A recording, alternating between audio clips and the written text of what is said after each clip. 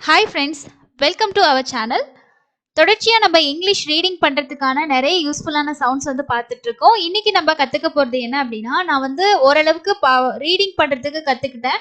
So அதை வச்சு நான் எப்படி எழுத வந்து ஸ்டார்ட் பண்ணலாம், ஒரு பேசிக்கா ஒரு பிகினரா இருக்கிறவங்க எப்படி வந்து எழுதுறதுக்கு ஸ்டார்ட் பண்ணலாம் அப்படின்றதுக்கான ஒரு ஸ்டெப் பை ஸ்டெப் கைடா வந்து நான் இதில் கொடுத்துருக்கேன். இந்த ஸ்டெப்ஸை நீங்க வந்து ஃபாலோ பண்ணா ஓரளவுக்கு வந்து ஒரு ஸ்டார்டிங் ஸ்டேஜ்ல இருக்கிறவங்களாகட்டும், ஒரு மிடில் ஸ்டேஜ்ல இருக்கிறவங்களாகட்டும், உங்களோட ரைட்டிங் ஸ்கில்லை நீங்க இம்ப்ரூவ் பண்ணலாம். ஸோ அது எப்படி அப்படின்றதுக்கான டீட்டெயிலான வீடியோவா இது இருக்கும். ஸோ சேனலுக்கு இது வரைக்கும் நீங்க சப்ஸ்கிரைப் பண்ணலன்னா கண்டிப்பா பண்ணிக்கோங்க. நிறைய யூஸ்ஃபுல்லான வீடியோஸ் இருக்கு, எல்லாத்தையுமே வாட்ச் பண்ணி உங்களோட ரீடிங் ரைட்டிங்கை கண்டிப்பா இம்ப்ரூவ் பண்ணிக்கோங்க. வாங்க இன்னைக்கான லெசனுக்குள்ள போகலாம்.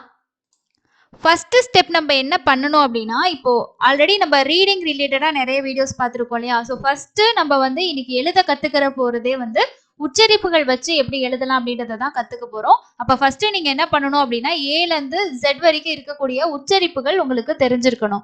இதுல வந்து 2 எழுத்து உச்சரிப்பு, 3 எழுத்து உச்சரிப்பு இதெல்லாம் இருக்கு. அதை விட பேசிக்கான உச்சரிப்பு என்னென்ன அப்படின்னு தெரிஞ்சுக்கணும். ஏன்னா நம்ம வந்து ஒரு வார்த்தை இருக்குன்னா அதை மெமரி பண்ணி எல்லா வார்த்தைகளையும் நம்மளால எழுத முடியாது. அப்படி இருக்கும்போது அந்த வேர்ட்ஸை நம்ம படிச்சுட்டு எழுதும்போது சவுண்ட்ஸ் வச்சு கண்டிப்பா எழுதுறதுக்கு ட்ரை பண்ணலாம். ஃபர்ஸ்ட் ஏல இருந்து Z வரைக்கும் இருக்கக்கூடிய சவுண்ட்ஸ் நீங்க தெரிஞ்சுக்கணும். இப்போ ஏ அப்படின்னா இங்க இங்கிலீஷ்ல வந்து மொத்தமா 26 எழுத்துகள் வந்து இருக்கு. இந்த 26 எழுத்துல 5 வவல்ஸ், அதே மாதிரி பேலன்ஸ் இருக்க 21 எழுத்துக்கள் வந்து கான்சனன்ட் எழுத்துக்கள்னு சொல்றோம். அதுலயும் ஒய் அப்படின்ற வந்து ஒரு எழுத்து வந்து நமக்கு பார்ஷியலா வவலாவும் வந்து ஆக்ட் ஆகுது, அதே மாதிரி கான்சனன்ட்டாவும் வந்து வரும். அதை நீங்க ஞாபகம் வச்சுக்கணும். இந்த 5 வவல்ஸ் என்னென்ன அப்படின்னா ஏ, இ, ஐ, ஓ, யூ. ஸோ இந்த 5 எழுத்தும் தான் நம்ம உயிரெழுத்துகள் அப்படின்னு சொல்லி இங்கிலீஷ்ல சொல்றோம். ஏன் இதை நம்ம தனியா தெரிஞ்சுக்கணும் அப்படின்னா, மற்ற எழுத்துக்களுக்கு எல்லாமே ஒரு உச்சரிப்புகள் தான் இருக்கும். ஒரு சில எழுத்துக்களுக்கு மட்டும் ஒரு 2 உச்சரிப்பு இருக்கும். அந்த உச்சரிப்புமே எப்ப மாறும் அப்படின்னா, அந்த எழுத்தானது வவலோட சேரும் போதுதான் நமக்கு அந்த உச்சரிப்பு வந்து மாறும். ஓகேவா? ஸோ இப்போ ஏ எடுத்துக்கிட்டீங்கன்னா, ஏக்கு வந்து ஆ, ஆ, ஏ, ஏ அப்படின்னு சொல்லிட்டு 4 விதமான உச்சரிப்பு இருக்கு. பி எடுத்துக்கிட்டீங்கன்னா இப்பு அப்படின்ற உச்சரிப்பு மட்டும்தான். சிக்கு வந்து இக்கு அண்ட் வந்து இஸ் அப்படின்ற சவுண்ட், இக்கு இச்சு 2 சவுண்ட் இருக்கு. டிக்கு இட்டு அப்படின்ற சவுண்ட். இ எடுத்துக்கிட்டீங்கன்னா ஈக்கு ஈன்ற சவுண்ட் இருக்கு. அதே மாதிரி நெடில் இ அப்படின்ற சவுண்டு. நெக்ஸ்ட் வந்து பாத்தீங்கன்னா ஏ அப்படின்ற 3 சவுண்ட் வந்து இருக்கு. எஃப்க்கு இஃப் அப்படின்ற சவுண்ட் மட்டும். ஜிக்கு வந்து இஜ்ஜு அப்படின்ற சவுண்டும், அதே மாதிரி ஜேக்கு இஜ்ஜு அப்படின்ற சவுண்டு மட்டும்தான். அண்ட் வந்து கேக்கு இக்கு அப்படின்ற சவுண்டு, எல்லுக்கு வந்து இல்ல அப்படின்ற சவுண்டு, எம்முக்கு இம்மு, எண்ணுக்கு இன்னு, ஓ பொறுத்த வரைக்கும் 4 சவுண்டு, அ அ ஓ ஓ அப்படின்ற 4 சவுண்ட் இருக்கு. பிக்கு இப்பு அப்படின்ற சவுண்டு, கியூக்கு இக்கு, ஆருக்கு இரு, எஸ்ஸுக்கு இஸ்ஸு, டிக்கு இட்டு. யூ எடுத்துக்கிட்டீங்க அப்படின்னா உங்களுக்கு ஆ அப்படின்ற சவுண்டு, யூ அப்படின்ற சவுண்டு, அதே மாதிரி ஊ அப்படின்ற 3 சவுண்டு வந்து இருக்கு. விக்கு இவ்வு தான், அதே மாதிரி டபிள்யூக்கு இவ்வு தான், எக்ஸுக்கு இக்ஸ் அப்படின்ற சவுண்டு, டபிள்யூக்கு வந்து இ அப்படின்ற கான்சனன்ட் சவுண்டும், இஎன்ஐ அப்படின்ற வவல் சவுண்ட் இருக்கு. இசட்டை பொறுத்த வரைக்கும் இஸ் அப்படின்ற சவுண்டு, இஸ் அப்படின்ற சவுண்டு. ஸோ இந்த சவுண்ட்ஸ் நீங்க ஃபர்ஸ்ட் தெரிஞ்சுக்கணும். இதுதான் ஃபர்ஸ்ட் ஸ்டெப் 1. ஸோ ஆல்ரெடி எனக்கு வந்து ரீடிங்லேயே இந்த சவுண்ட்ஸ் எல்லாம் கத்துக்கிட்டேன் அப்படின்னா உங்களுக்கு ஃபர்ஸ்ட் ஸ்டெப் வந்து கம்ப்ளீட் ஆயிருச்சு. இதுல அடிஷனலா இருக்கக்கூடிய ஒரு சில சவுண்ட்ஸ் கூட நீங்க வந்து தெரிஞ்சுக்கலாம். அது ஆல்ரெடி நம்ம சொல்லி கொடுத்துருக்கோம். சிஹெச்சுக்கு அண்ட் வந்து டிஹெச் சவுண்டு, இந்த மாதிரி 2 கான்சனன்ட் சேர்ந்து வர்ற சவுண்டு, 2 வவல் சேர்ந்து வர்ற சவுண்டு. இதே நீங்க தெரிஞ்சுக்கிட்டீங்கன்னா உங்களுக்கு படிக்கிறதுக்கு யூஸ்ஃபுல்லா இருக்கும், சேம் எழுதுறதுக்கு யூஸ்ஃபுல்லா இருக்கும். இப்போ ஃபர்ஸ்ட் ஸ்டெப் நம்ம வந்து கம்ப்ளீட் பண்ணிட்டோம். எல்லாமே ரீடிங் நமக்கு தெரியும், எல்லா சவுண்ட்ஸுமே தெரியும். ஸோ செகண்ட் நம்ம என்ன பண்ணணும்னா ரீடிங் பண்ணணும். ஓகேவா? நம்ம வந்து எழுத போறோம் அப்படின்னா ஃபர்ஸ்ட் நீங்க என்ன பண்ணணும்னா, என்ன வேர்ட்ஸை நீங்க எழுத போறீங்களோ அந்த வேர்ட்ஸை ஃபர்ஸ்ட் நீங்க ரீட் பண்ணணும். ஃபர்ஸ்ட் வந்து ஒரு டைம் மட்டும் ரீட் பண்ணிட்டு உடனே நீங்க எழுத போக கூடாது. ஒரு 2 டைம் ரீட் பண்ணலாம், இல்லைன்னா 3 டைம் ரீட் பண்ணலாம், ஒரு 5 டைம்ஸ் ரீட் பண்ணலாம், தப்பே கிடையாது. அந்த உச்சரிப்பை சொல்லி சொல்லி நீங்க ரீட் பண்ணணும். அதாவது ஃபார் எக்ஸாம்பிள் இப்போ டெம்பிள் அப்படின்ற வேர்டை நீங்க ரீட் பண்ண போறீங்கன்னு வச்சுக்கோங்களேன். இப்ப இதோட உச்சரிப்பு இருக்கு இல்லையா, அதாவது டீயோட உச்சரிப்பு என்னது? இட்டு. ஓகேவா? இட்டு கூட்டல் ஏ, டே. இட்டு கூட்டல் ஏ, டே. இம், இப், இல். இதுல வந்து ஈ வந்து சைலண்டா வருது, அதையும் நீங்க வந்து நோட் பண்ணிக்கணும். ஓகேவா? ஈ வந்து சைலண்டா வருது. இன்னொரு விஷயம் என்ன அப்படின்னா, இப்ப நீங்க இதை வந்து தமிழ்ல உச்சரிப்பு சொல்லி படிக்க போறீங்கன்னா டே இம் பி போட்டு இல்லைன்னு எழுதாதீங்க, டெம்பிள் அப்படின்னு. ஸோ இங்க பி அப்படின்னு நம்ம எழுதணும் அப்படின்னா இப்ப கூட்டல் ஈ தான் பியா வரும்.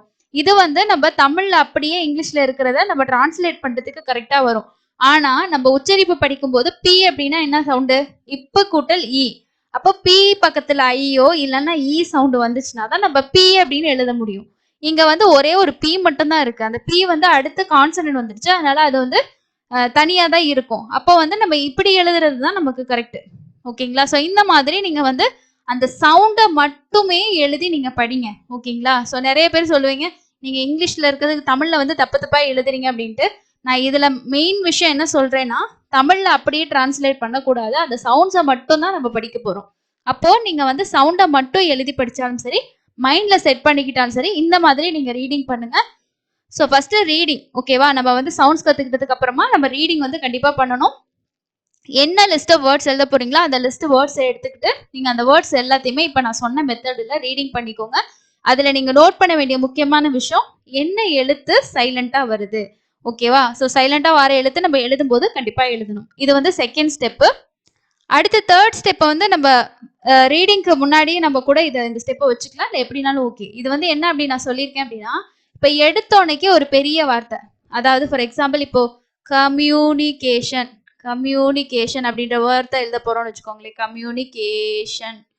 ஸோ எடுத்ததுமே இவ்வளோ பெரிய வேர்டை நீங்க எழுத ட்ரை பண்ணாம ஒரு பிகினரா இருக்கீங்க அப்படின்னா, ஒரு 3 லெட்டர் வேர்ட்ஸ், இப்போ 1, அதே போல வந்து இப்போ நான் முதல்ல ஸ்கூல், பஸ், ட்ரெயின், இந்த மாதிரி ஒரு 3 letter words, 4 letter words, 5 letter words, இந்த மாதிரி நீங்க ஸ்டார்ட் பண்ணலாம். எனக்கு தெரிஞ்ச வரைக்கும் நீங்க 2 லெட்டர் வேர்ட்ல இருந்து கூட ஸ்டார்ட் பண்ணிக்கலாம். 2 லெட்டர் வேர்டு ரொம்ப சிம்பிளா இருக்கும் அப்படின்றனால ஒரு 3 லெட்டர் வேர்ட்ல இருந்து நீங்க 4, 5 இந்த மாதிரி லெட்டர் வேர்ட்ஸை நீங்க ஃபர்ஸ்ட் எடுத்து நீங்க எழுதுறதுக்கு ட்ரை பண்ணணும். அதை நீங்க ஃபர்ஸ்ட் ரீட் பண்ணணும். ஓகேவா? பெரிய வார்த்தைகளுக்கு போகாதீங்க ஸ்டார்டிங் பண்றவங்க. இந்த மாதிரி சின்ன சின்ன வார்த்தை நம்ம எப்படி படிக்க ஸ்டார்ட் பண்ணுவோம் அந்த வேர்ட்ஸை ஃபர்ஸ்ட் எழுதுங்க. ஓகேங்களா? ஸோ இப்படி எழுதுனாதான் உங்களுக்குள்ள வந்து ஒரு ஸ்பெல்லிங் மிஸ்டேக் வந்தா கூட ஒரு கான்ஃபிடன்ஸ் வரும். மேக்ஸிமம் ஸ்பெல்லிங் மிஸ்டேக் வரதுக்கு வாய்ப்பே கிடையாது. ஏன்னா நம்ம வேர்ட்ஸும் கம்மியாக தான் எழுதுறோம் இல்லையா, லெட்டர்ஸும் கம்மியாக தான் எழுதுறோம். அப்போ உங்களுக்கு ஸ்பெல்லிங் மிஸ்டேக் அதிகம் வராது அண்ட் எழுதுறதுல ஒரு கான்ஃபிடன்ஸ் வரும்.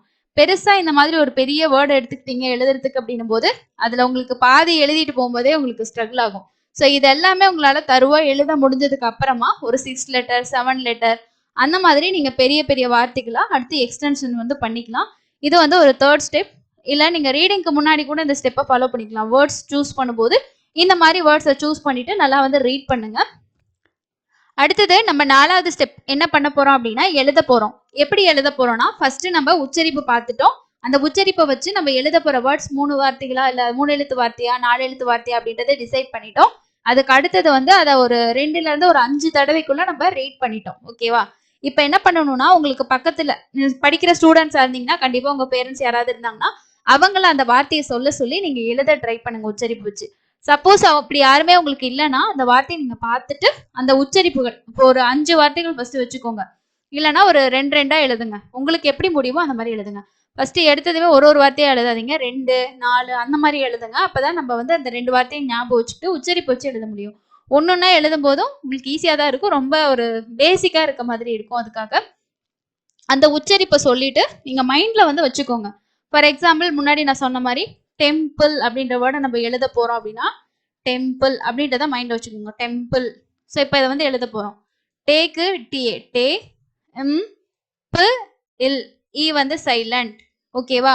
அந்த மாதிரி நீங்க அந்த உச்சரிப்புகளை மைண்ட்ல வச்சுக்கிட்டு நீங்க அந்த வார்த்தையை எழுதுங்க. ஓகேவா? இந்த மாதிரி நீங்க பேசிக்கா ஸ்டார்ட் பண்ணீங்கன்னா கண்டிப்பா உங்களால எழுத முடியும். அண்ட் வந்து நீங்க தமிழ்ல எழுதும் போது அந்த தமிழை அப்படியே எழுதாதீங்க. அதாவது எப்படி சொல்றோம்னா, அந்த வார்த்தையை நம்ம எப்படி ரீட் பண்ணுவோமோ அந்த மாதிரி எழுதாதீங்க. அந்த சவுண்ட்ஸை வச்சு மைண்ட்ல செட் பண்ணிக்கோங்க. அதே மாதிரி இன்னொரு எக்ஸாம்பிள் பாருங்க. டீச்சர். இப்போ இந்த வேர்டு பாருங்க நான் எப்படி எழுதுறேன்னு. தமிழ்ல நம்ம எழுதணும்னா எப்படி எழுதுவோம்? Teacher teacher. ஓகேவா? இதை கரெக்டா நம்ம உச்சரிப்பை மட்டும் எழுதணும்னா டீச்சர் டீச்சர்.